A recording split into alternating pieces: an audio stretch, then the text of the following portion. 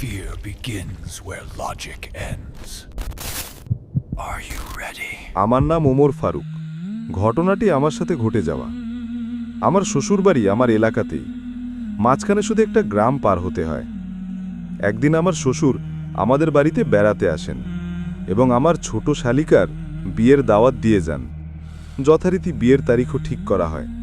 আমার স্ত্রী তার বোনের বিয়ের আনন্দে ৩-৪ দিন আগেই বাপের বাড়ি চলে যায়। বাড়িতে আমি একাই থেকে যাই, কারণ আমি কৃষিকাজ ছাড়াও গবাদি পশু পালন করতাম। আমি ৩-৪ দিন বাড়ি না থাকলে গবাদি পশুগুলো খাবারের অভাবে কষ্ট পাবে ভেবে একাই বাড়িতে থেকে গেলাম।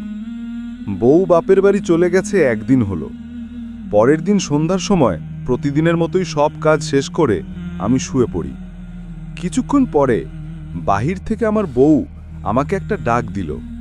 আমি সেটা পরিষ্কার শুনতে পেলাম, কিন্তু ভাবলাম হয়তোবা ভুল শুনেছি, কারণ সে তো বাড়িতে থাকার কথা না।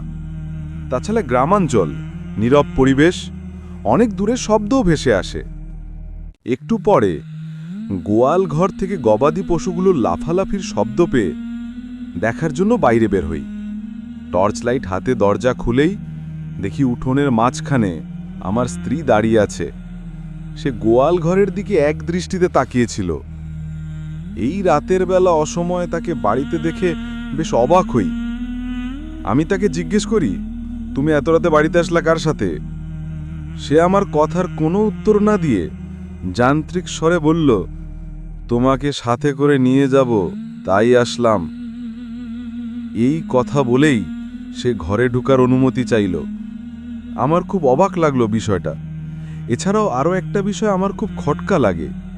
আমার স্ত্রীর চলাফেরা খুব ধীরগতির মনে হচ্ছিল, যেন অনেক দিনের অসুস্থ একটা মানুষ। দুপুরে পাশের বাড়ি থেকে গবাদি পশুর জন্য কিছু নষ্ট ভাত মানে পান্তা এনে রেখেছিলাম। ঘরে ঢুকতেই দেখি পাতিলের মধ্যে রাখা সেই নষ্ট ভাতগুলো আমার স্ত্রী খুব দ্রুত খাচ্ছে। এটা দেখার পর আমি বেশ চমকে যাই। আমি তাকে জিজ্ঞেস করি, তুমি এগুলো খাচ্ছ কেন? এগুলো তো নষ্ট ভাত, পশুকে দেবো বলে রেখেছি, তুমি এগুলো খাচ্ছ কেন? সে বসে এক নাগারে খেয়েই যাচ্ছিল, কিছুই বলছিল না। তখন আমি রাগ করে তার কাছে যাই এবং তাকে ধরে ধাক্কা দিই। সাথে সাথে সে লাফ দিয়ে দাঁড়িয়ে আমাকে বলে ওঠে, তাহলে তোকে খাই। এই কথা বলে সে আমার ওপর ঝাঁপিয়ে পড়ে। শুরু হয় ধস্তাধস্তি। তার গায়ে ছিল অস্বাভাবিক শক্তি। ধস্তাধস্তির এক পর্যায়ে সে আমাকে সজোরে ধাক্কা মারে।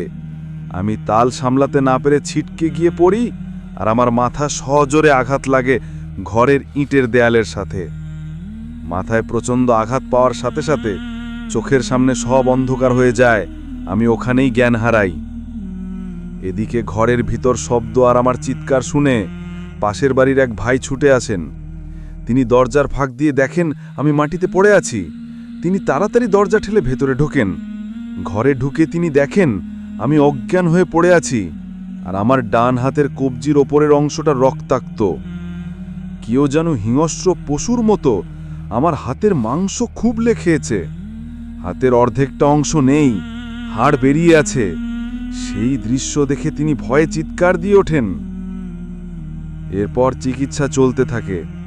আমার স্ত্রী আসলে তার বোনের বাসাতেই ছিলেন, তিনি আসেননি। এরপর আর কোনো সমস্যা হয়নি। সেদিন কে এসেছিল বাড়িতে আমার স্ত্রীর রূপ ধারণ করে, তা এখনো এক অমীমাংসিত ধাঁধা।